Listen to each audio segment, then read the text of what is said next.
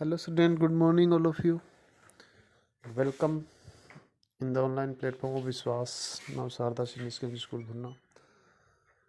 Student, plus two geography का first lesson हम पढ़ रहे थे।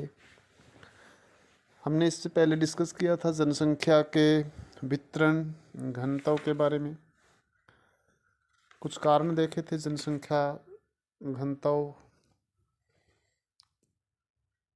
के लिए जिम्मेवार आर्थिक, सामाजिक, राजनीतिक कारण थे। आज हम जनसंख्या की वृद्धि दर के बारे में बात करेंगे। यानी कि जनसंख्या का बढ़ना जो है उसे जनसंख्या की वृद्धि कहते हैं। बढ़ना या घटना। जब जनसंख्या कम होती है तो नकारात्मक वृद्धि होती है, जब जनसंख्या बढ़ती है तो सकारात्मक वृद्धि होती है। आज हम देखेंगे कि जनसंख्या की वृद्धि कैसे होती है, क्या इसका मीनिंग है, क्या कारण इसके रहते हैं, हम इसको कैसे माप सकते हैं।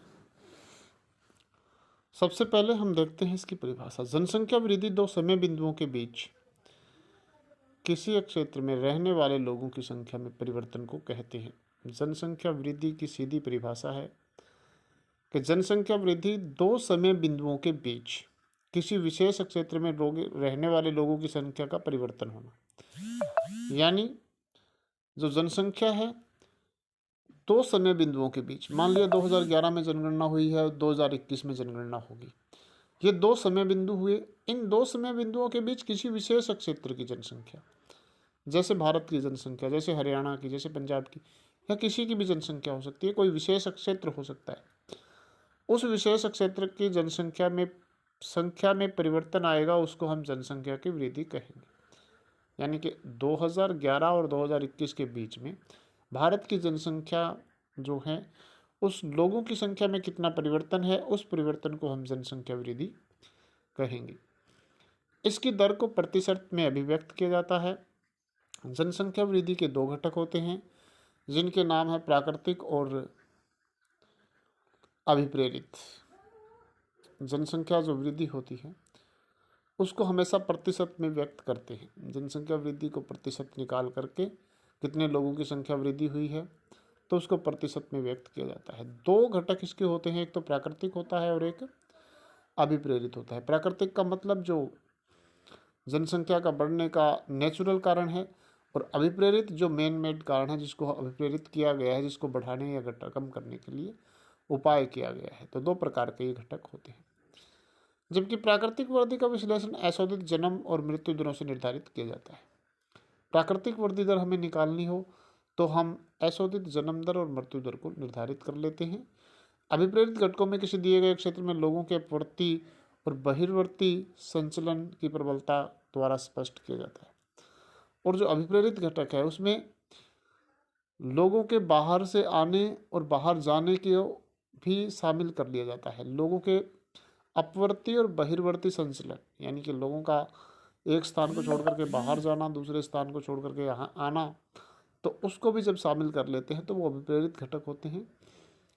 जन्म दर और मृत्यु दर से हम प्राकृतिक वृद्धि निकाल सकते हैं। फिर भी इस अध्याय में हम भारत की जनसंख्या की केवल प्राकृतिक वृद्धि दर की विवेचना करेंगे।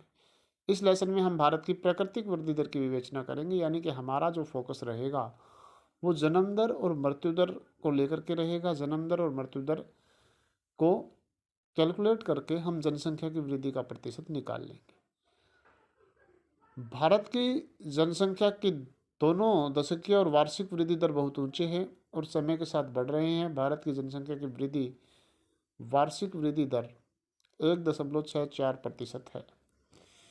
भारत में जनसंख्या की जो वृद्धि है उसको दो टर्म्स में डिनोट किया जाता है, जैसे दशकीय वृद्धि और वार्षिक वृद्धि। एक साल में कितनी वृद्धि हुई और फिर दशकीय वृद्धि 10 सालों में कितनी वृद्धि हुई। जैसे ये आंकड़ा दिया गया है आपके सामने, जनसंख्या की वृद्धि दर 1.64% है, वार्षिक वृद्धि 1.64% है, तो दशकीय वृद्धि निकालने में आपको दिक्कत नहीं आएगी, क्योंकि इस वार्षिक वृद्धि को अगर हम 10 से मल्टीप्लाई कर देंगे तो हमारे पास दशकीय वृद्धि आ जाएगी। जैसे 1.64% है, इसको हम 10 से भाग गुना करेंगे तो 2 ये हमारे पास आ जाएगा कि हम कितनी वृद्धि दर हमारी हो रही है। 17.2% के लगभग ये वृद्धि दर आ जाएगी इसको 10 से मल्टीप्लाई करने पर। तो ये वृद्धि दर वार्षिक वृद्धि दर है और वार्षिक वृद्धि दर से हम दशकीय वृद्धि दर निकाल सकते हैं।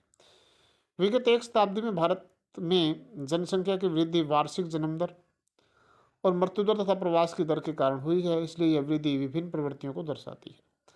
अब ये वृद्धि जो है पिछले 100 सालों में अगर हम देखें, विगत एक शताब्दी में, तो ये जनसंख्या की वृद्धि दर समय समय पर कम या ज़्यादा होती रही है, जिसका कारण जन्म दर, मृत्यु दर और प्रवास है कि जन्म दर बढ़ना, मृत्यु दर बढ़ना, मृत्यु दर कम होना, जन्म दर कम होना, या फिर लोगों का बाहर चले जाना, बाहर से लोगों का आ जाना, इससे भी जनसंख्या जो है उसकी वृद्धि दर पर असर पड़ता है। तो जनसंख्या की वृद्धि की ये प्रवृत्तियां हैं, इसको हम 4 सुस्पष्ट अवस्थाओं में पहचान सकते हैं कि भारत की जो वृद्धि दर है इसमें 4 मुख्य अवस्थाएं हैं वृद्धि की, यानी कि वृद्धि होने की जो जनसंख्या की अवस्थाएं रही है 100 सालों में, उसको 4 भागों में हम डिवाइड कर सकते हैं। सबसे पहले है प्रावस्था कैप। 1901 से 1921 की अवधि को भारत की जनसंख्या वृद्धि की रुद्ध और शिथिल प्रावस्था कहा गया, क्योंकि इस अवधि में वृद्धि दर अत्यंत निम्न थी। यहाँ तक कि 1911 और 21 के दौरान ऋणात्मक वृद्धि दर्ज की गई। जन्म दर और मृत्यु दर दोनों ऊंचे थे, जिससे वृद्धि निम्न बनी रही। पहली जो स्टेज थी 1901 से 1921, इन 21 सालों में भारत की जनसंख्या की वृद्धि जो है वो शिथिल रही, यानी कि वृद्धि दर नहीं बढ़ी, जनसंख्या उतनी ही थी जितनी 1901 में थी, वो 1921 में लगभग उतनी ही जनसंख्या थी। थोड़ी बहुत इसमें वृद्धि हुई थी। एक समय तो ऐसा था 1911 से 21 का जिसमें ऋणात्मक वृद्धि हुई, यानी कि ये पहला समय था जब जनसंख्या 1911 की जनगणना में ज़्यादा थी और 1921 की जनगणना में कम हो गई, तो इसे ऋणात्मक वृद्धि कहते हैं, नेगेटिव ग्रोथ रेट कहा जाता है। जन्म और मृत्यु दर दोनों इसमें बड़े थे। निम्न स्वास्थ्य एवं चिकित्सा सेवाएं, अधिकतर लोगों की निरक्षरता, भोजन, आधारभूत आवश्यकताएं या पर्याप्त वितरण इस अवधि में मोटे तौर पर उच्च जन्म दर और मृत्यु दर के लिए उत्तरदायी थे। कारण क्या थे उस जन्म दर और मृत्यु दर के लिए? कारण था निरक्षरता लोगों में, चिकित्सा सेवाओं की समस्या, स्वास्थ्य सेवाओं की समस्या, या फिर उच्च जन्म दर और मृत्यु दर जो है उसके लिए उत्तरदायी कारणों में आवश्यकताएं का अपर्याप्त वितरण, आधारभूत आवश्यकताएं थी उनका वितरण ठीक से नहीं हो पा रहा था। तो पहली अवस्था की विशेषता ये थी। उसके बाद प्रावस्था है 1921 से 1951 के दशकों में जनसंख्या की शिथिल वृद्धि के रूप में जाना जाता है। देश भर में स्वास्थ्य और स्वच्छता में व्यापक सुधारों ने मृत्यु दर को नीचे ला दिया। साथ ही बेहतर परिवहन तंत्र से वितरण प्रणाली में सुधार हुआ। फलस्वरूप अशोधित जन्म दर ऊंची बनी रही, जिससे पिछली प्रावस्था की तुलना में वृद्धि दर उच्चतर हुई। 1921-20 के दशक में महान आर्थिक मंदी और द्वितीय विश्व युद्ध की पृष्ठभूमि में यह वृद्धि दर प्रभावशाली थी। 1921 और 1951 के बीच जनसंख्या की वृद्धि जो है उसे वृद्धि जो है वो स्टार्ट हो गई। इसे वृद्धि अवधि के रूप में माना जाता है, क्योंकि इस समय तक स्वास्थ्य सेवाओं की बढ़ोतरी हो चुकी थी, व्यापक सुधार हो चुके थे, मृत्यु दर नीचे आ गई थी, जन्म दर ऊंची बनी हुई थी, जिससे वृद्धि जो है लगातार हो रही थी। इसमें आर्थिक महामंदी भी आई, जिसने विश्व में युद्ध की पृष्ठभूमि में यह वृद्धि दर प्रभावशाली थी, काफ़ी अच्छी वृद्धि दर इसमें मानी गई। इसके बाद अवस्था 3 आती है 1951 से 81 तक। इसमें इन दशकों को भारत में जनसंख्या विस्फोट की अवधि के रूप में जाना जाता है। जनसंख्या विस्फोट का अर्थ होता है कि जनसंख्या का एकदम से तेज गति से बढ़ना। अब हम देखें तो 1921 तक जनसंख्या नहीं बढ़ी, 1951 तक जनसंख्या की वृद्धि ठीक ठाक हुई, स्वास्थ्य सेवाओं में बढ़ोतरी हो गई, लेकिन 1951 से 81 के बीच में जनसंख्या तीव्र गति से बढ़ी। इसमें देश में मृत्यु दर में तेज गति से ह्रास हुआ और जन्म दर जनसंख्या की उच्च प्रजनन दर के कारण हुआ। जन्म दर काफ़ी ऊंची बनी रही और मृत्यु दर को हमने निम्न कर लिया, तो low level of mortality rate के कारण ये जनसंख्या की वृद्धि जनसंख्या विस्फोट के रूप में हुई। औसत वार्षिक वृद्धि दर 2.2% तक ऊंची बनी रही। 2.2% का मतलब होता है 22% दशकीय वृद्धि, यानी कि 10 सालों में 22% जनसंख्या का बढ़ जाना। तो ये जनसंख्या विस्फोट की अवधि 1951 से 81 तक बनी रही। स्वतंत्रता के प्राप्ति के बाद यही अवधि थी जिसमें केंद्रीकृत नियोजन प्रक्रिया के माध्यम से विकासात्मक कार्यों को आरंभ किया गया। अर्थव्यवस्था सुधरने लगी, जिससे अधिकांश लोगों के जीवन की दिशाओं में सुधार हुआ। परिणाम स्वरूप जनसंख्या की प्राकृतिक वृद्धि दर उच्च और वृद्धि दर उच्चतर हुई। जो वृद्धि दर थी जनसंख्या की प्राकृतिक, वो ज़्यादा से ज़्यादा उच्च हो रही थी। जीवन अवस्थाओं में सुधार आ रहा था, विकास के कार्य हो रहे थे आज़ादी के बाद। तो ये सारे कारण थे जिससे इस समय में जनसंख्या विस्फोट हुआ। इसके अतिरिक्त तिब्बतियों, बांग्लादेशियों, नेपालियों ने देश में आने वाले लोगों में बढ़ते अप्रवास और यहाँ तक कि पाकिस्तान से आने वाले लोगों ने भी उच्च वृद्धि दर में योगदान दिया। भारत में जनसंख्या वृद्धि के लिए दूसरे देशों से आने वाले लोग भी शामिल रहे, जिसके कारण इन दिनों में जनसंख्या काफ़ी बढ़ गई। इसे जनसंख्या विस्फोट की वृद्धि दर की अवस्था कहा जाता है। तीसरी अवस्था को जनसंख्या विस्फोट की। और चौथी अवस्था है 1981 के पश्चात वर्तमान में देश की जनसंख्या की वृद्धि दर यद्यपि ऊंची बनी रही है, परंतु धीरे धीरे मंद गति से घटने लगी है। जनसंख्या की वृद्धि दर अब भी ऊंची बनी हुई है, लेकिन वो ऊंची मंद गति से घट रही है, धीरे धीरे कम हो रही है। दर कम हो रही है, जनसंख्या कम नहीं हो रही है, जनसंख्या के बढ़ने की गति कम हो रही है।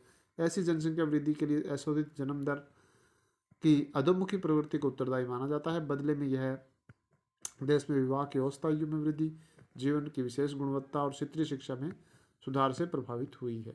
और इस समय देश में जन्म दर के कम होने, जनसंख्या वृद्धि दर के कम होने के कारण है देश में आयु निश्चित कर दी गई है विवाह के लिए। गुणवत्तापूर्वक जीवन जीने के लिए लोगों को सुविधाएं दी जा रही है। महिला शिक्षा ने भी देश में जनसंख्या वृद्धि को कम करने में, सुधार करने में महत्वपूर्ण भूमिका निभाई है। तो ये कारण है चौथी अवस्था में जनसंख्या की वृद्धि दर को निम्न लाने के लिए।